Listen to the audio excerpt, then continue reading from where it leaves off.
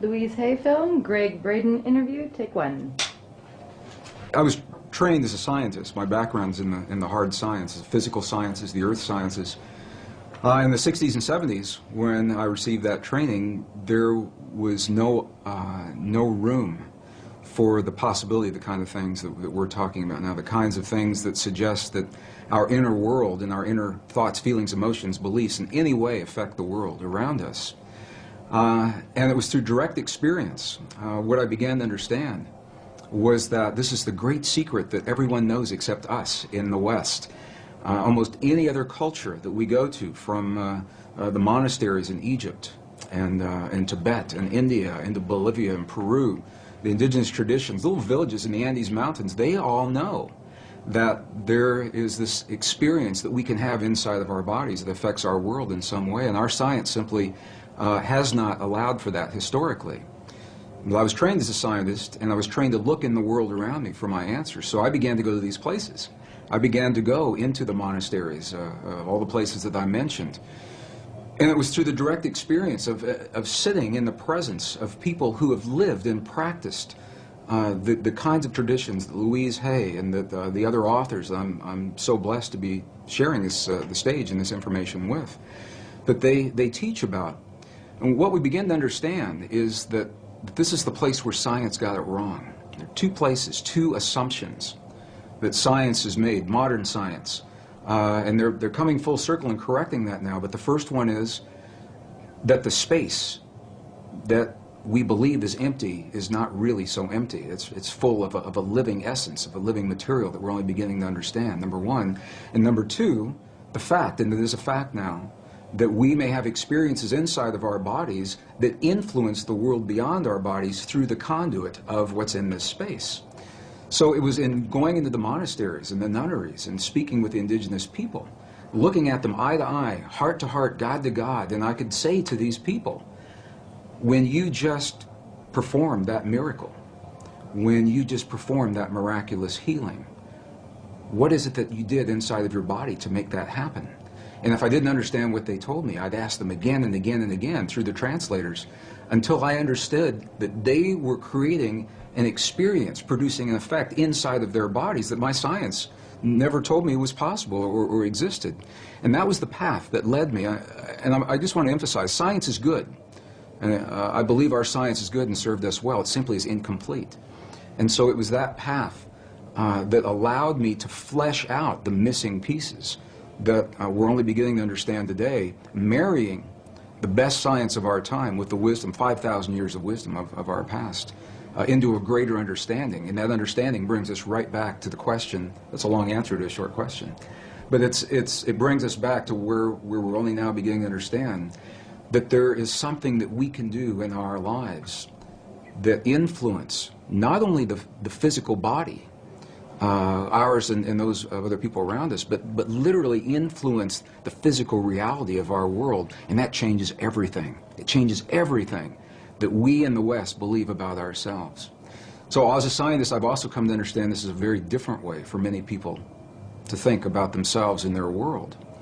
And I've found that there's a learning curve that our audiences and our friends and families and coworkers in my career at the Water Fountain, this is not something that people typically talk about in a technical organization. They don't wake up in the morning and say, what kinds of feelings, what kinds of dreams, what kinds of healings did you have over the weekend? And they're talking about who won the football game and who won the lotteries. But this is where it brings us, the relevance in our lives, because we all are having experiences every day. Whether we are consciously aware of it or not, those experiences are physically affecting our bodies and our world.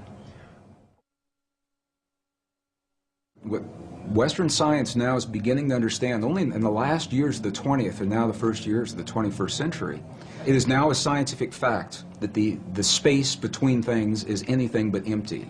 It is full of a living, pulsating essence that is so new, scientists have yet to agree on a single term. Some are calling it a quantum hologram, very technical sounding name. Dr. Edgar Mitchell, the former Apollo astronaut, I've had the honor of sharing a stage with him a number of times. He calls it nature's mind. Stephen Hawking calls it the mind of God. Others simply call it the field. In 1944, the father of quantum physics, Max Planck, identified the existence of this field, and he called it the matrix. He said, underlying everything that we see, our bodies included, everything we see in the world around us in our bodies, he said, there is the existence of what must be a conscious and intelligent mind. This is his language in 1944. He said that this mind is the matrix of all matter, and it's from his work that the movie series began and many of the ideas that we have today. So what we know is this, is that we have the opportunity to influence that field in ways now that we're only beginning to understand. It's done through the human heart. It's not a thinking process. Thoughts are important. But the ancients made a distinction between thoughts and feelings and emotions. And it's the feelings that are centered in our heart, what are called coherent, heart-based emotions.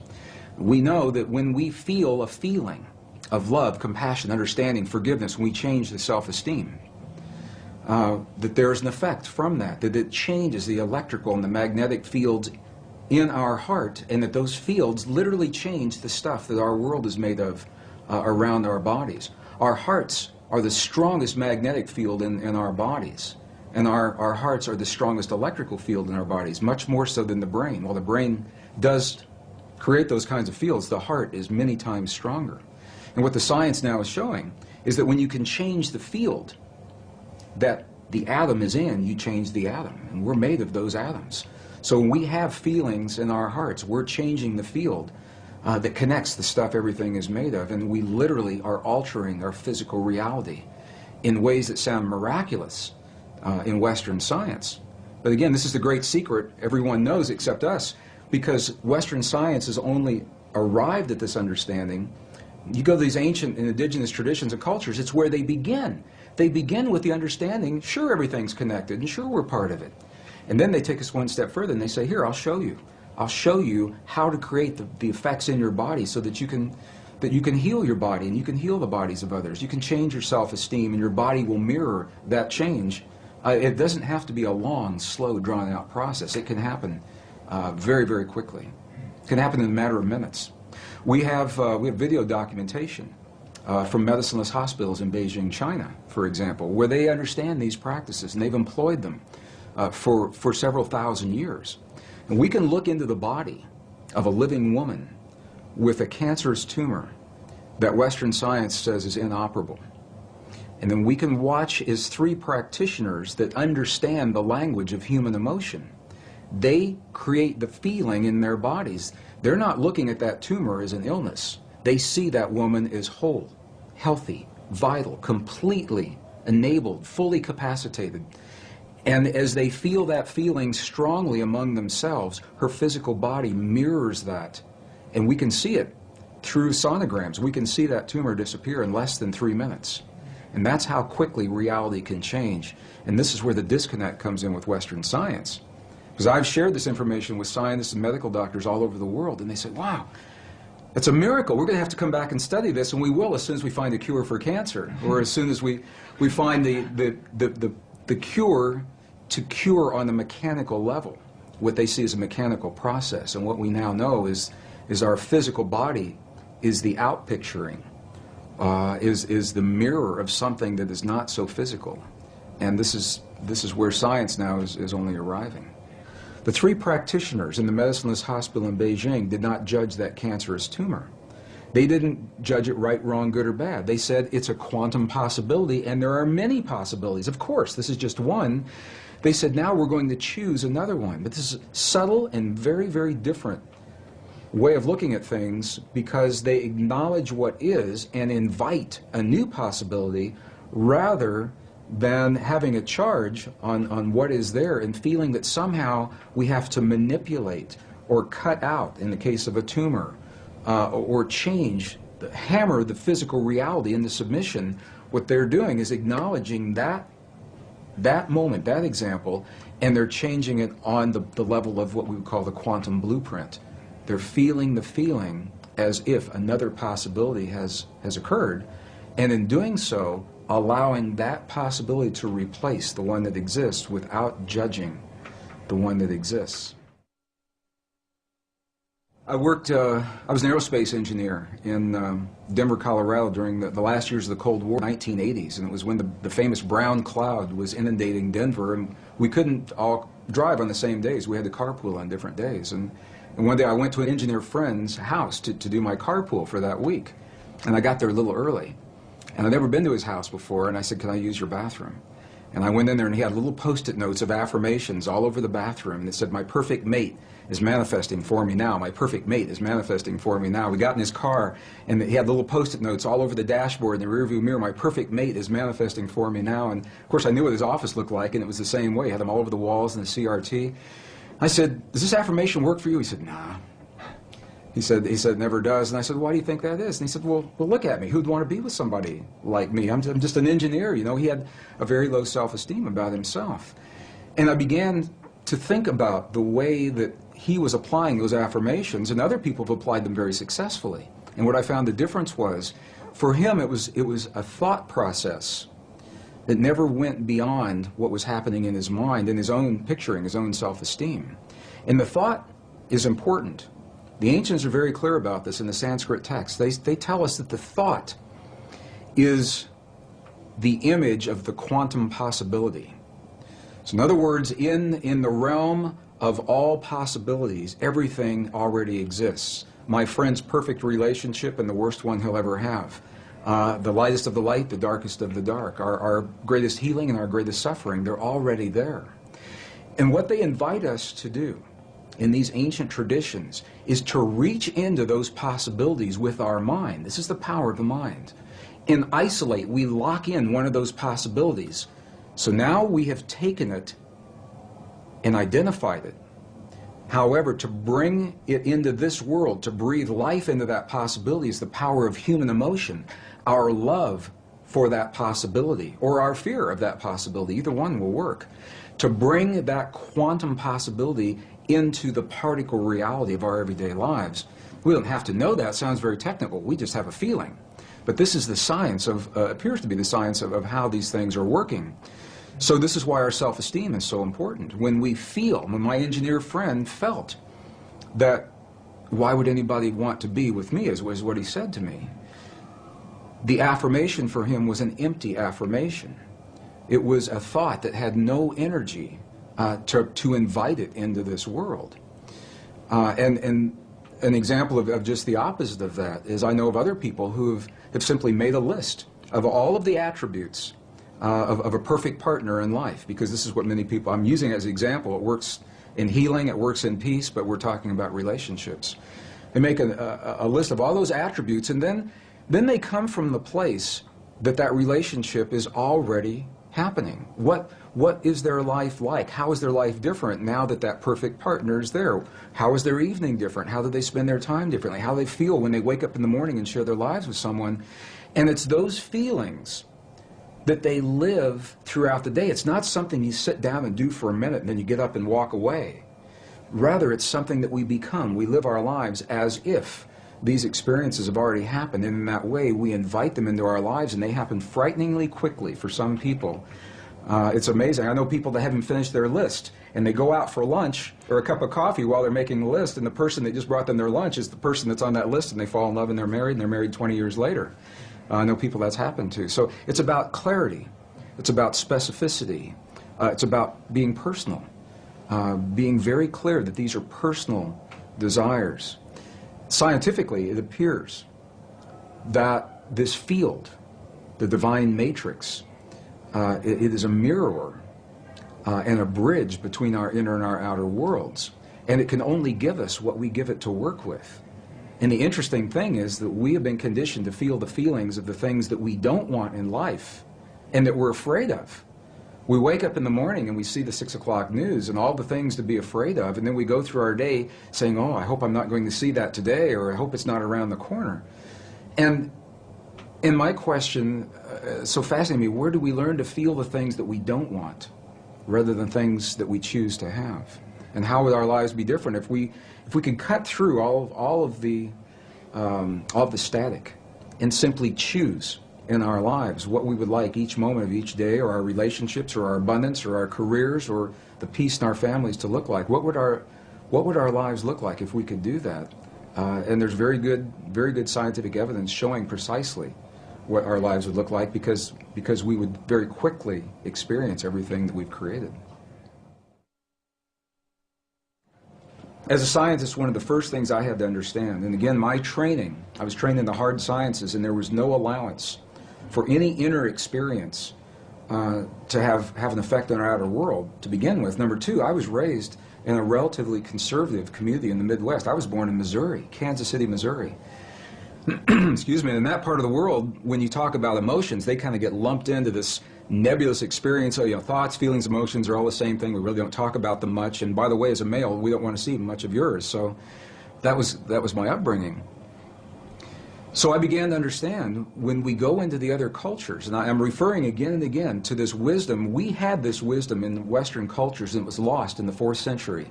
About 1,700 years ago, it was edited right out of our most cherished spiritual and religious traditions, the biblical edits of the 4th century. It was not edited from the other cultures that we've visited, and that's the value of going into these cultures. And they identify 3 separate yet related experiences that we all have in our bodies, and they literally call them thought, feeling, and emotion. And here's the difference. The thinking they identify with the 3 upper energy centers of the body. The Sanskrit traditions have a 7 energy center or 7 chakra system that they work with. And they say the upper 3 are related to what we call thought or logic processes. So when we think about something, we picture it in our mind, that perfect relationship or peace between nations. But we can only invite it into our lives when we breathe the power of emotion into that thought. The emotion comes from the lower 3 of those creative centers in our bodies. So when we breathe the power of emotion into our thought, we imbue that thought with life. And those 2 energies meet in the one center that is not accounted for yet in our model. It's in our heart, or what scientists call the 7-layer liquid crystal oscillator in the center of our chest. But we'll just call it our heart, because that's what it does. Our heart is creating electrical and magnetic waves that are influencing the world around us based on what we think and the emotion that we breathe into those thoughts to create the feeling. So now we've just defined feeling. Feeling, by definition, from the Sanskrit tradition, is the union of thought and emotion, creates the feeling. Now what makes this really interesting is that those traditions say we are capable of only 2 primary emotions, love and whatever we feel the opposite of love is. And when you get really deep into the teachings, there are 2 aspects of the same thing. But what they say is when we have our thought, we are either breathing the love of that thought or our fear of that thought to create the feeling, and the feeling then becomes sadness or joy or compassion or anger. Those are not emotions, those are feelings. Now for some people they say, well, you're nitpicking. What difference could it make? And these are the subtle differences between these ancient ways of viewing this inner technology. It's literally a technology, because we can have the same thought or the same affirmation and imbue it with a different emotion and have completely different feelings and create a different outcome. And this is the great secret that was edited out of our Christian and pre-Christian, Judeo-Christian traditions when 45 books were removed in the 4th century. 20 were taken out completely. Another 25 were condensed and rearranged. And we know this because we found the information now in the Dead Sea Scrolls, the Nag Hammadi Library, the Coptic, the Gnostic texts. So we know what those texts would have said if we had had them. But the interesting thing is, without those texts, we tend to rely upon the written word, the validation, to feel that power in our bodies. I think everyone senses or suspects that there's an untapped potential in the human body. I've been on every continent of the earth, and I've asked every audience I've ever been in, do you feel that that's there? And they say, yes, we feel there's something there, but we just can't quite get it. Why is that? So we have a feeling that there's more to us, but we rely on a written validation in a 5,000-year-old text or a scientific study to tell us that it's true. And this is, I think, the value of going into those texts, is we get to see the words that literally say, in the Gospel of Thomas, the Lost Gospel of Thomas, it literally says, when these 2 become one, when thought and emotion become one, then you'll say to the mountain, move, and the mountain will move. And I used to think that that was a metaphor. And I now have seen enough to know that moving a cancerous tumor inside the body of a living woman, that's moving a mountain to me. And it's all done from marrying thought and emotion together. In 1998, I had my first journey into the highlands of central China and Tibet. And it was during that time we were given a personal audience with an abbot, who's an elderly leader of a particular sect in the monastery. And this abbot passed just a couple of years ago, so I'm glad that we spoke with him when we did. And it was this man, I asked the question that I asked every monk, every nun, I asked the shaman in Peru and Bolivia, but I had the clearest response from this man. And I asked him a question. I said, when we see your prayers on the outside, and we see you in the chanting hall for 12, 16, 18 hours a day, and we see the bells and the bowls and the mudras and the mantras and the gongs and the chimes and the incense, when we see your prayers on the outside, I said, what are you doing on the inside? And this was the man that looked at me. He said, you've never seen our prayers, because a prayer cannot be seen. He said, what you see are the things we do to create the feeling in our body, and the feeling is the prayer. And then he turned the question on me, and he said, how do you do this in your culture? Through a translator. And I began to think about this and realize that when we lost the words in our most cherished spiritual traditions that tell us that feeling is a language that speaks to our bodies in this world, and we lost the words that validated that, we began to think that the words themselves were the prayers, and if we say, or the affirmations, and if we say those words the right number of times, the right time of day or the right time of year, that we've said our prayer or our affirmation, and then if it doesn't work, we get frustrated and we say, well, my prayer didn't work, or my affirmation's not working for me, because we lost the link with feeling and emotion. When I was in the monasteries in Tibet, and the abbot had passed, a new abbot took his place, who was already in his mid-80s. He's the new young abbot. He's already in his mid-80s. And I asked him a question, and this was in 2005, we just went back. And I asked him a question, and I said, what is the force in your tradition, in your belief system? What is the force that connects the universe? What's the force that holds everything together? And through the translator, he answered me with one word. And I thought I heard it incorrectly. And I said, would you do that again? And he came back and he answered me with one word, and he said, compassion. And I said, well, wait a minute. I said, is compassion a force that holds everything together, or is it a feeling that we experience in our bodies? And he said, yes. And that was very powerful for me to understand that, because it says that we have the ability to feel in our bodies the stuff that holds this universe together. And we're really not so different from those quantum particles in the stars beyond us, or in the tumor that's in front of us, in the suffering of our loved ones, or in the peace between the nations. It's all part of the same thing.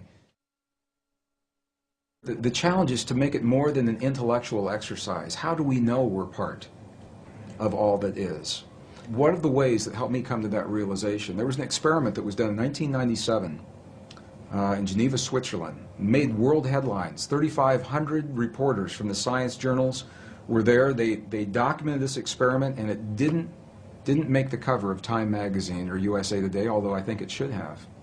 And what the experiment showed, the bottom line, was that when you take the stuff our world is made of, a particle of matter, one particle, and even if you split that particle and send each portion to different locations, which is what this experiment did.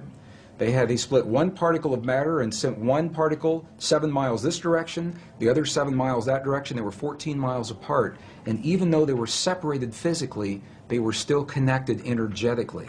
So that when one particle had an experience, they would disturb one particle, the other one acted like it was having the experience. Sometimes the other one would act like it was having the experience before the scientist even disturbed the first particle. And it's mind-boggling. They said, well, how can this be? But what this tells us is that once matter is physically joined, even when it becomes separate, the energy is still there that's connecting it. And this is why it's important to me, because if we go back far enough in time, all the particles of matter of this entire universe that are expanding were all meshed together in a single particle about the size of a green pea, is what scientists tell us today. It's what the computer models suggest. That if you could go into the universe today and take all the particles of matter and take out all the space in between and bring it together and compress it into a size of a single green pea, it means that you and me and every one of our listeners, we were all once part of that same particle that creates this whole universe today. And even though those particles are now separate and expanding, and the studies show that they are, energetically we're all still linked. When we lost the information telling us we're a part of all that we see, we found ourselves on a very technological path without the wisdom of us being in the equation. So we thought that's the world out there and that we're separate from that world. Now what's happened is our technology has come so far that our very existence is threatened by the technology that we've developed, whether it's the wars or the viruses or the climate change. So I believe we've come full circle now to survive our time in history. We've got to write ourselves back into the equation. Our prayers, our affirmations, our beliefs, our language. And when they're spoken through the language of the heart, they have a direct, powerful, and immediate impact on our bodies and the world around us. And it invites us to be very, very aware of what it is that we truly hold in our hearts as the truth of our world, because we live that in our lives, from the lightest of the light to the darkest of the dark, the greatest fears and the greatest joys. What we're beginning to understand is that human emotion and feeling and belief is literally a language. It's a nonverbal language that this field recognizes and understands. And the field works in what we call real time. It doesn't know about a few minutes from now. So if you say in your affirmation, 20 minutes from now, I'd like for my perfect mate to manifest for me now, it doesn't know about 20 minutes from now. It is a real-time application. And this is why the key, and this is what the ancients say, and this is what the monks and the nuns tell us real-time today. They say to be very specific about what it is that we're choosing to have in our lives, because what we're doing, and it helps if we understand this, what we're doing is in the world of quantum possibility, in the soup, the nebulous soup of all possibilities, what we're doing is we're isolating, we're locking one into place. And if we're not specific about what that possibility is, then how can the field be specific about what it is that it gives to us? Whatever it takes to get us to the point where we can transcend the limits, the laws of physics and biology as we've known them in the past. We have a power within us that transcends those laws, that we're more than our mistakes, that we're more than the suffering, we're more than the limits that we believed in the past. And that is where I say, wow, that really inspires me. Click like below and then click the link in the description box.